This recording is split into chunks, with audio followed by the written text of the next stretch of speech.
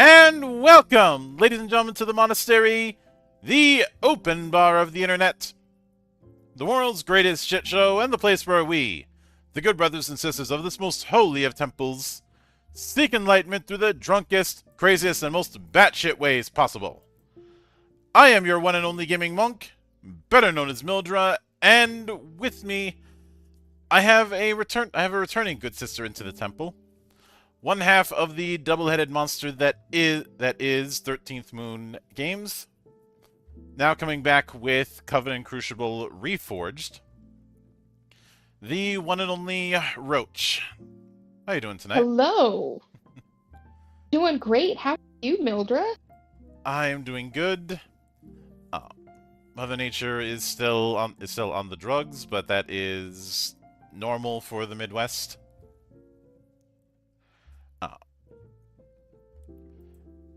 And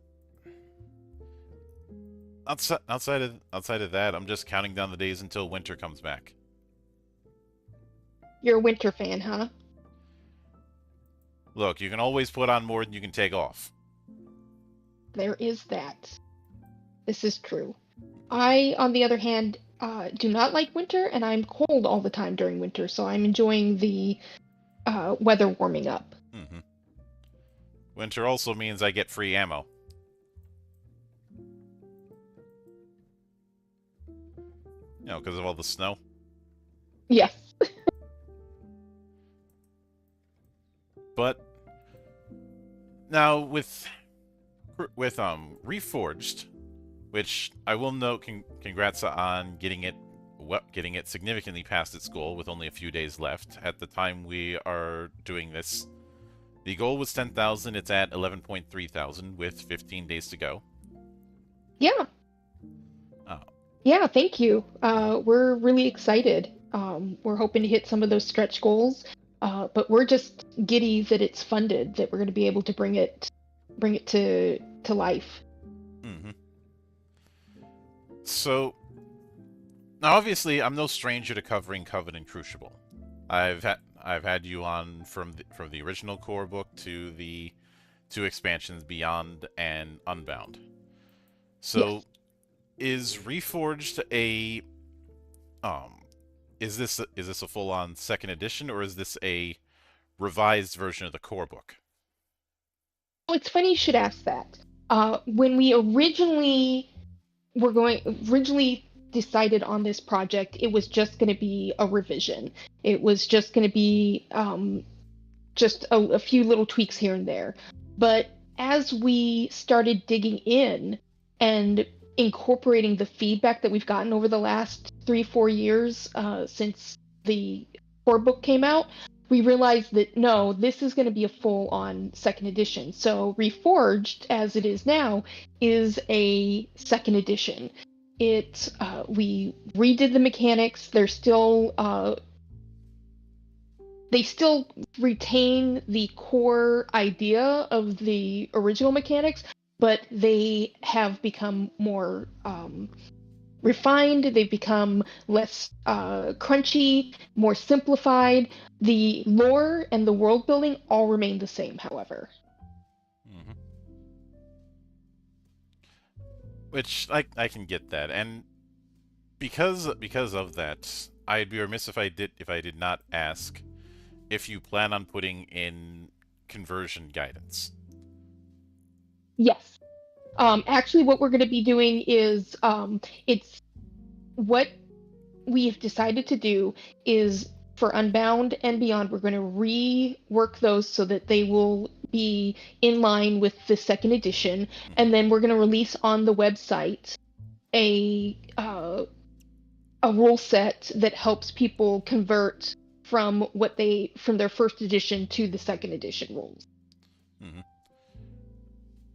So from kind of a top down perspective, what are going to be some of the major changes going from one edition to the next? Because the way you describe it, it does sound like there are some significantly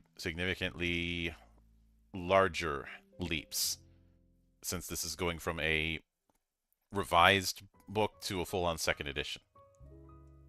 So, the changes that have been made have been things like we wanted to take some of the crunch out and some of the complication out of the rules. When we first had, for the first edition, we have a system where you have an attribute, a skill, and a sub skill. And for the sub skills, we had 60 plus sub skills.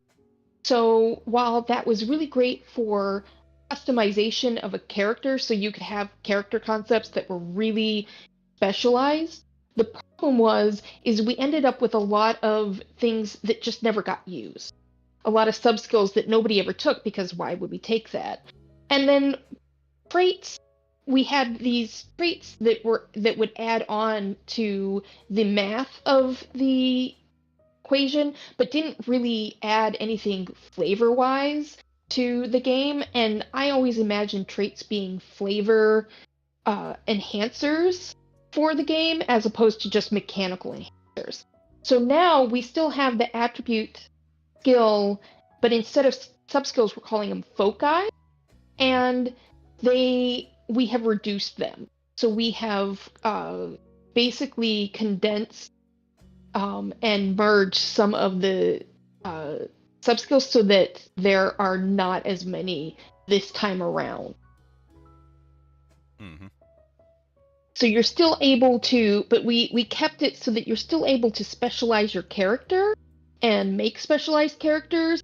It's just that you don't get overwhelmed by the number of choices that you have. We ran into a whole lot of decision fatigue and decision paralysis with our original like character sheet and our original mechanics. Mm-hmm. So, with that in mind, when it comes to, I think one of the bigger things that can be a factor when it comes to analysis paralysis is when everything is built around character points. Uh, you know, a game like say Shadowrun can run into a similar problem. You know, Shadowrun has here's well, it doesn't have this as much now, but it did years ago. Oh, here's 45 karma, have at it, and then just pick you up and throw you into the pool. Yeah. Uh, Yeah, I could. That is definitely can be an issue with using character points. mhm, We still use something similar. We got rid of XP, and we're using a system now called advancement points. mhm, Which the way it works out, while you get less advancement points to for your character, it still works out to the same amount when it was XP. We just wanted to simplify things. Uh, but what we have in the book is, and what we have on the website, or we will be having on the website, is more materials and support to kind of explain how you want to use those advancement points when you're creating your character, rather than kind of tossing people out to sea and going, okay, well, go ahead and pick things, do your best. Like I've made a video that goes through the new character sheet and mhm, talks about how to create your character. So we want to give people the tools to make those decisions. We still are very much in the boat of we want people to make characters the way they want to, that the mechanics should support the kind of character you want to play, as opposed to you changing your character concept to match the mechanics and match like the various skills or mhm. uh, foci and stuff like that. Yeah. I think that by having reduced the number of things that you can put your points into, that helps alleviate some of that decision paralysis. Mhm. Now, with that in mind, uh, when it comes to when it, com- when it comes to the way you're handling traits, from the document you had shared with me before, it does look like you have traits in a selection of categories. So it's not the trap of throwing everything in one big list.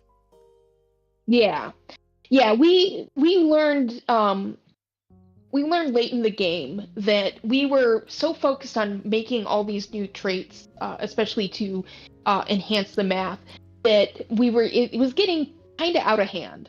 And so by reducing the traits again and changing them so that they were not math focused but more flavor focused, and then categorizing them so people understood what their primary purpose was, Mm-hmm. as opposed to, yeah, just throwing out a list and saying, here you go, read through this big old long list, that it helps. I want to think that the way we have it put together now helps people in making their decisions on what they want, that they're taking a trait because it matches their character concept, not so much because they're trying to maximize their dice pool. Mm-hmm. which, given that traits are traits are purchased with CP. Now, given that, how do you sell it so that somebody has an answer to the question, why would I spend CP on a trait when I could spend that on an attribute or a skill? That's because now that we have divorced traits from being math focused, then we've got now traits that provide other benefits that are not benefits that you're going to get from your attributes or your skills. Things like healthy, which will give you bonuses to your health. You can't just buy up your health in the game. Things like we have a trait that allows you to, if you take it, you're allowed to once per scene to decide that you're going to be the first in initiative. Stuff like that, or you have another trait that allows you to do something like you can opt out of combat. You can get out of combat without suffering penalties. So the idea is that these traits provide a benefit that isn't solely mathematical, that you could otherwise do with your just putting points into your attribute or your skills.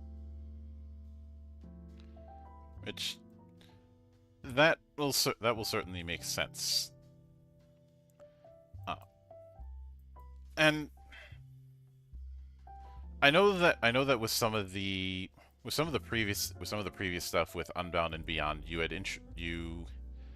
had introduced new factions and the like, and some of that will no doubt carry over into Reforged. But how are there any major changes when it comes to the magic system? Since being an occult game, that's going to be a big part of it. It is a big part of it. No, there has not been a change to the magic system. It is still there's still no mana pool, there's no spell slots. It's still very much rooted in this idea of magic is intention.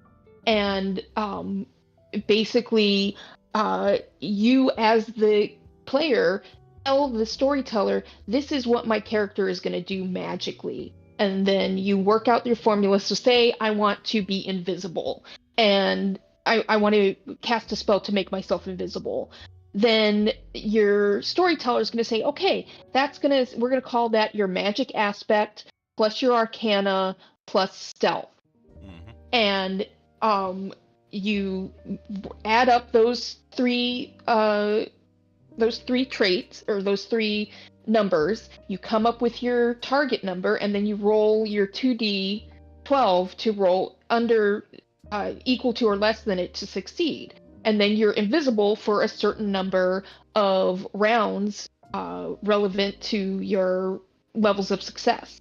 So all of that is still very much the same from the core book. It is your magic is your intention. You need to be specific with your with what you're doing. If you're warding against something, if you're warding against harm, you need to be specific of, I'm warding myself from physical and magical harm. Because if you just say I'm warding myself from harm, that leaves it up to the storyteller to then interpret what that means. And I like it because it's part of the storytelling. It gives people opportunities to really play around with language and play around with what magic actually is. And so that has remained the same from the core book through into this second edition. Mm-hmm. That certainly makes sense.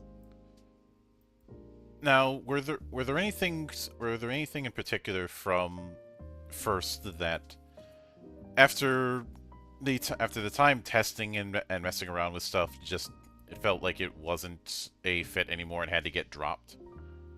Yes, there were some things that we dropped. Mhm. Most of them were in the mechanical section.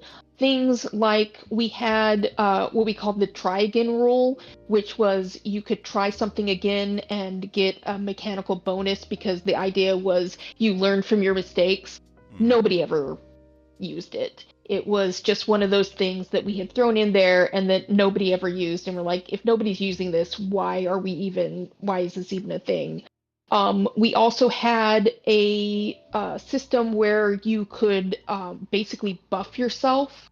Uh, you could say that you had two actions, and so you could say, "I'm going to buff my next action," and that turned out to be it ended up people stopped collaborating with each other because we also have a system in the game where you can help and assist other people in whatever they're trying to do, and people stopped assisting each other and just started, "Oh, I'll just buff myself because that will give me a greater chance of success than helping out." And the whole idea of Coven and Crucible is you're making these characters who are specialized who then work together in a team. And so that rule took out that cooperative aspect from the game, and so we're like, no, we're pulling that out. Mhm. Which something I've told people when it comes to character archetype design, whatever you want to call it, is to look at the members of an event of a um, campaign party as akin to positions on a team sport. That absolutely makes sense.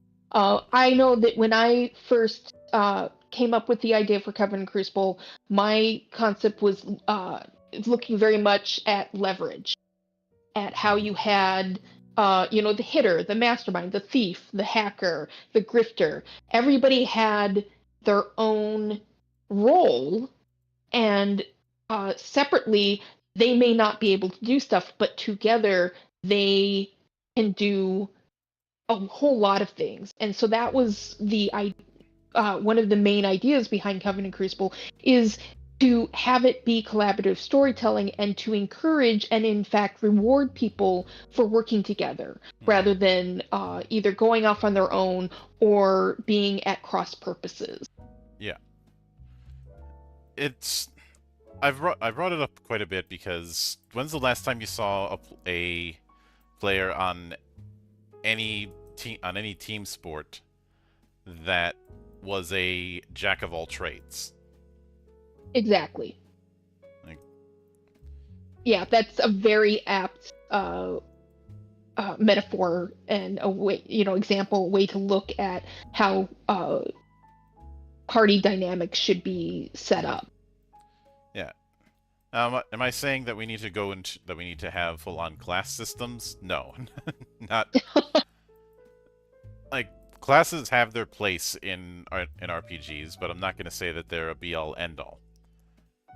Exactly. At the same time, I'm also not going to be one of those types who overly glaze class lists as if it's some truer way to play, which I have seen people do, and it's kind of stupid. Uh, No, I think whatever system, as long as it is useful for the game, mhm. then that makes sense. Oh yeah. I when we put together Covenant Crucible, we didn't want to do classes because it didn't really make sense for the urban fantasy setting. No. I feel like classes tend to be better for high fantasy or traditional fantasy settings, not so much for modern day settings. Uh, but also, we have certain things like we have not factions, but we have witch houses Mhm. and we have organizations. So it's not like we are opposed to having some sort of structure that people can belong to and identify themselves by. It's just not a class Yeah. system.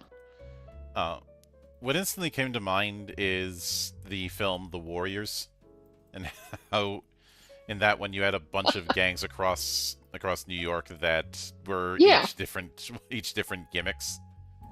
yeah, Oh, yeah. I admit some of the houses they have a little they can be a little gimmicky. Like the Merlins, I specifically created the Merlins to be gimmicky.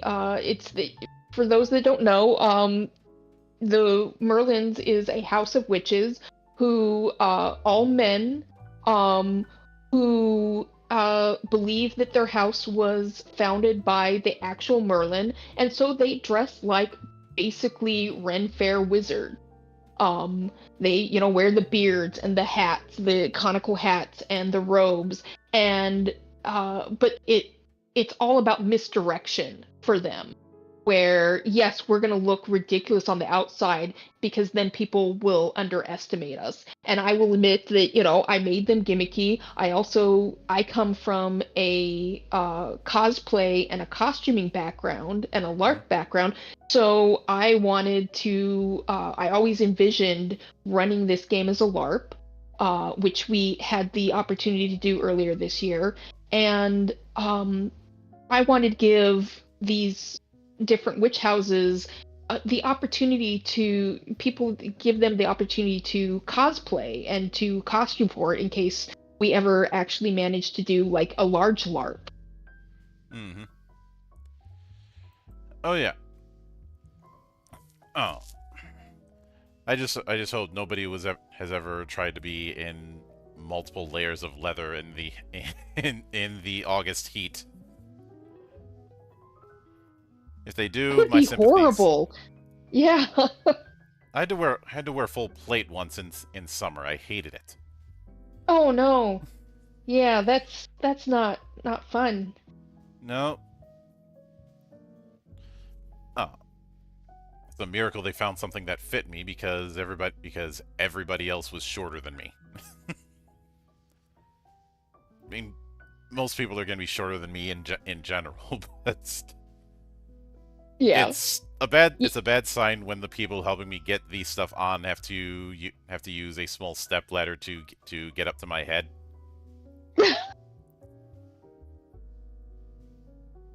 The thing. That's again, having come from a costuming perspective, I started off in LARP, and Changeling the Lost was my real big foray into LARPing, and I was drawn to that because of the costuming opportunities. And so I definitely want to give uh, a nod to my gaming roots of costuming and allowing people to have fun props and fun and even if they're just doing tabletop, like we have items, you can make grimoires, you can use tarot cards, you can use crystals and wands and staves and uh crystal balls and stuff like that. I wanted it to be very much rooted in this idea of magic comes with a lot of extras and a Mm-hmm. lot of accessories. Mm-hmm. Which because I think it's important to, in this kind of sense, look at magic the way you look at any specialized field. And there's always going to be a bunch of equipment, and if somebody is good enough in that particular field, they are not going to be all that organized with their equipment. If you look at them with, you know, the person who's really good at coding is going to have a office that looks like a complete mess, and someone who's good at particular types of magic it will be organized to them. But if you were to walk into their shop, you would go, how the hell do you navigate this? No, it's very much the system in Coven and Crucible, the magic in Coven and Crucible is very much treated like a skill like any other. So yeah, like you said, you're gonna have programmers, you're gonna have artisans, forgers, um, warders, people who are very competent at their specialized skill Hmm. and not so much at their other skills. And that's the whole point, is that we tend to have, you don't have a lot of jack of all trades. You're going to have people who are specialized, and that's okay. That's exactly what you should be in this game. Hmm. And especially since I imagine in theory somebody could be a jack of all trades, but in practice they'd only be moderately above baseline competence at all of those trades. Yeah. You can it the way we have it set up is one could try to put points in every single like sub skill or trait or something like that. One, that's going to be really expensive point wise. And yeah, they're not going to be able to really do much of anything. Like Hmm. we have I run a playtest. I've been running it for 4+ years. We just finished a chronicle and we've just started a new chronicle. And I helped one of the playtesters create a character who uh, poured all of his points into computers. He wanted to make a hacker who can hack anything. And so we have, the points thrown in so that for most of the time, um, he can hack anything. He's going to succeed on his role. And that's kind of the thing because failure can be fun, but failure shouldn't be so often that it's frustrating all the Hmm. time. And so I'm very much, again, because this is a game of collaborative storytelling, I want there to be a greater than average uh, a greater than average um uh I'm losing words now, but approach to success, Are we sure that English you isn't your will, first language? I don't know, like these days I don't even know anymore. Yeah. um but that your opportunity for success should be greater than average. Hmm. And uh and so people who want to this isn't a game for people who want to be good at everything. Hmm. It's not going to happen, especially not off the bat. And usually people who want to be great at everything want to be great at everything immediately, and that's just not what this game is set up for. They're not going to have a good time. Yeah, It works. Go ahead. there are games for that. This isn't one of them. Uh, Yes. I was gonna make a joke about Mage, but I already did that joke the last time that I had you on. The mathening, yes. Mage the mathening. Um, yeah, But we get that a lot. We get a lot of comparisons to Mage. I never played Mage because I am an English major and math is the four-letter word to me. And I was always put off by the math. I'll say right now that the new mechanics, the new streamlined mechanics, um, I know that they're awesome because I can understand them and I'm not intimidated by them.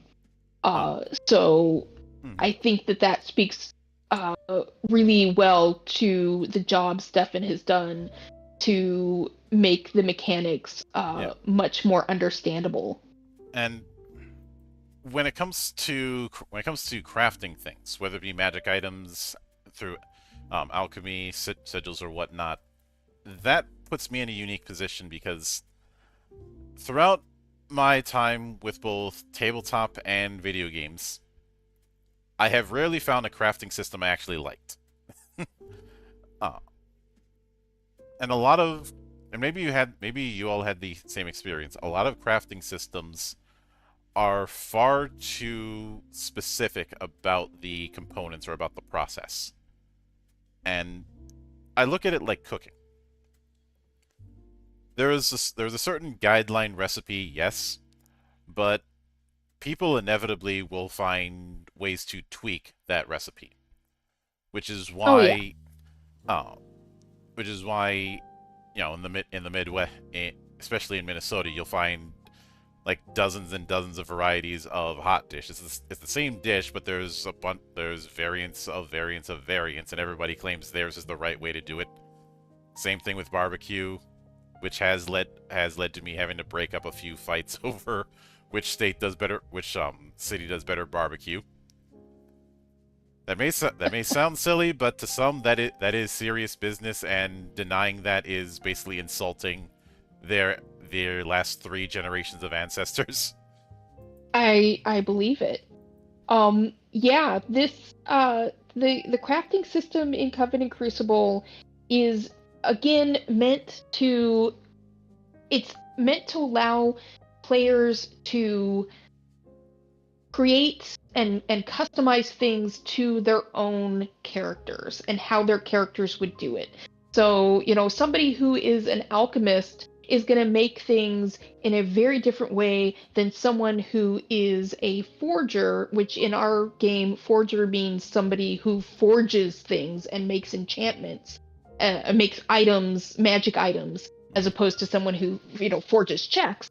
And we wanted to make it as robust and as versatile as possible so that because again, we want people to be able to do stuff.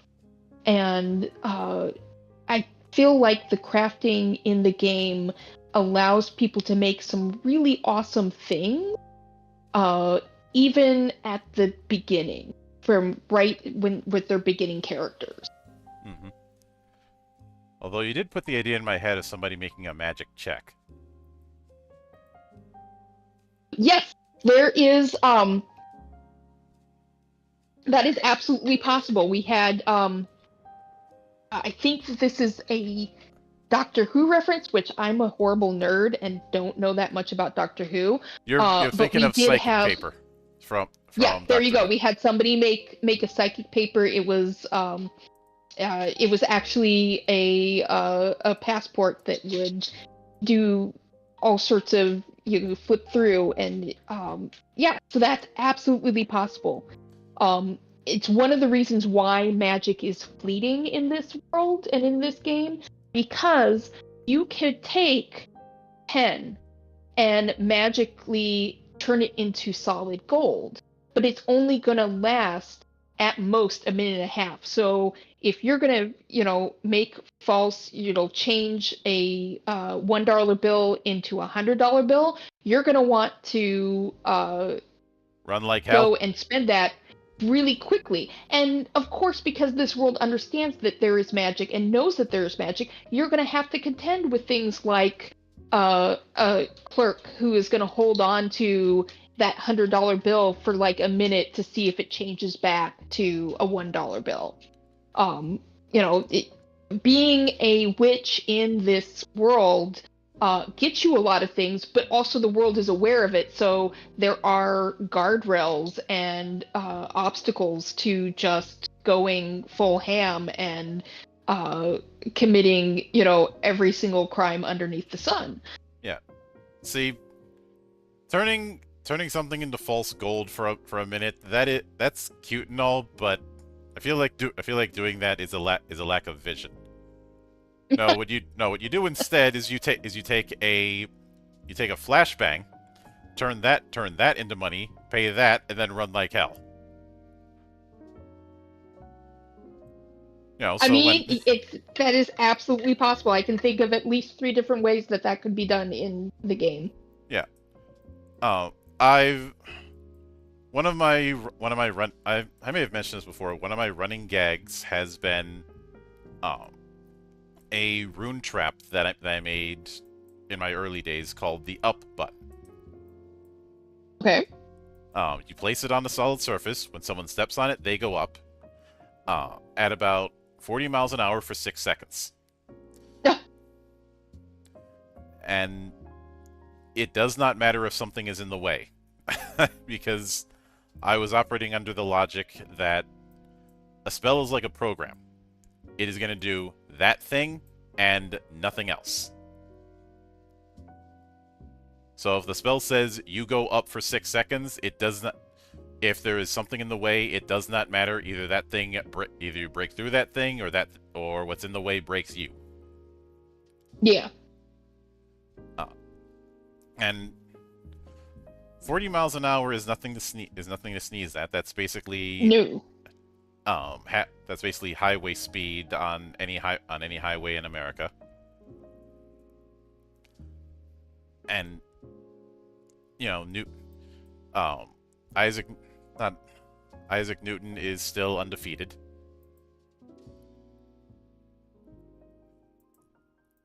Yeah. But So there is lots of stuff that you could do like that in the game. I love the idea of people not being prepared for physics in a TTRPG. yeah, a lot of the physics-based shenanigans that I've done is just me ripping off Chuck Jones. Hey, nothing wrong with going with a master. Mm-hmm. And every classic Looney Tunes short that you may have seen growing up was either directly or indirectly done by him. I love it. He is one of the godfathers of animation. Yeah, and I love the idea of going back to that, going to trickster energy, bringing that trickster energy to your game. Yeah. I think in a recent campaign I was playing a bounty hunter who he was contracted to go to capture and bring back a few Fae who were hiding out in the summer court. Now, the GM thought that was going to be just a simple go in, ask for them, then do a back and forth negotiation. I had a different idea and decided to pull out a iron nail bomb. Oh. Just pull the thing out right in the middle of the court and say, so here's what's going to happen. Either I walk out of here with my quarry, or none of us walk out of here. Oh, and by the way, this thing is on a dead man switch, so don't even try that. I.e., yeah, you could probably kill me, but but the thing's going to go off anyways. And then revealing at the end of the session, oh, by the way, that bomb, it was a fake. The GM wouldn't talk to me for 3 days after that. I don't blame them. I have had, as a storyteller and as a GM, I get it. I get the you have your expectations of how a scene is going to go, and then the players completely derail that. It's hard not to get a little bit salty about it, but that's your job. If you're if you are a dedicated GM, you're going to roll with the punches and understand that no matter how much planning you've put into a game or a concept, that your players can ride roughshod over that and take it in a completely different direction. Mm-hmm. Oh yeah, I can certainly get that. Now, with that in mind, and because there's different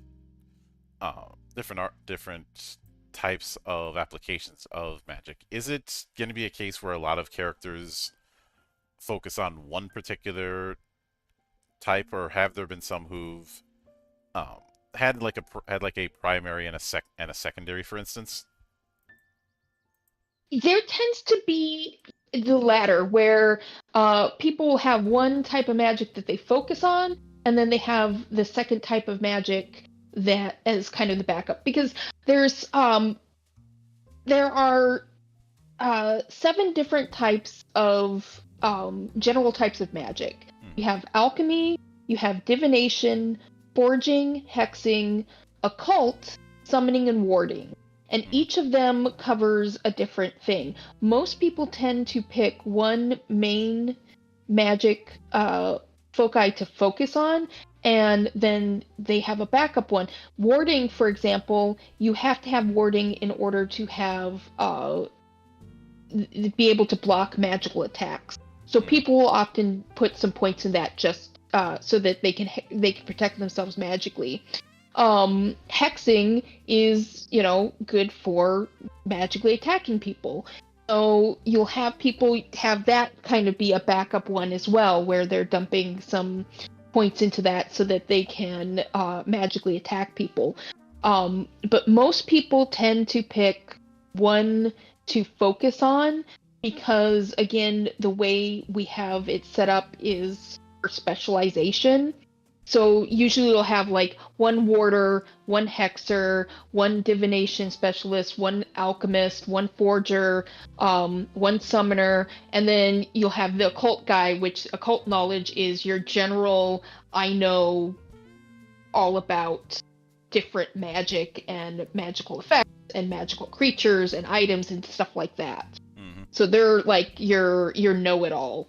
They're your Giles, if you will. Oh yeah. I can certainly get that. And with that in mind, the core book was about 191 pages originally. Are you thinking Reforged is going to be around the same size, or do you think it's going to be bigger or smaller? Reforged is going to be 200 pages. It's got it's we're working with a layout and design person to pack everything in. It's longer than the core book was. It's got more information in it, but we're going to make sure that it stays within the 200-page range. Mm-hmm. Which I can certainly get that. And do you think that if you end up hitting stretch goals that might change? No, I want to keep it at 200 pages, and the reason for that is mostly for printing reasons, but also I feel like 200 pages for a core book is a nice size. I don't want to have such a big, thick book that people feel overwhelmed, especially newcomers to the game. Like, we did kind of play around with the idea of taking Unbound and Beyond and putting that also into Reforged, but I was like, no, I don't want it to be. I want this to be an invitation for people to come in to dip their toes into the game. It should have enough information that people can start playing immediately, have all the information, so all you need is that book and 2d12 and some people to play with. Mm-hmm. That I can certainly get. Now, with all that said, I do want to sincerely thank you for taking the time out of your schedule to come all the way to my monastery and enjoy the madness that happens here. Thank you so much for having me. It's always a delight to talk to you. Yep. And anytime you see fit to return, the door is always open. As I often say around here, drinking is not mandatory, but it is encouraged. Cheers. Cheers to that. Yep. And of course, a sincere thanks goes out to everyone who took the time out of their schedule to come onto the show and enjoy the madness. And there will be plenty more where that came from, as there always is here, on the open bar of the internet. But until then, on behalf of the good brothers present and not present, my name is Mildra, I am your gaming monk. Stay fucking frosty, everybody!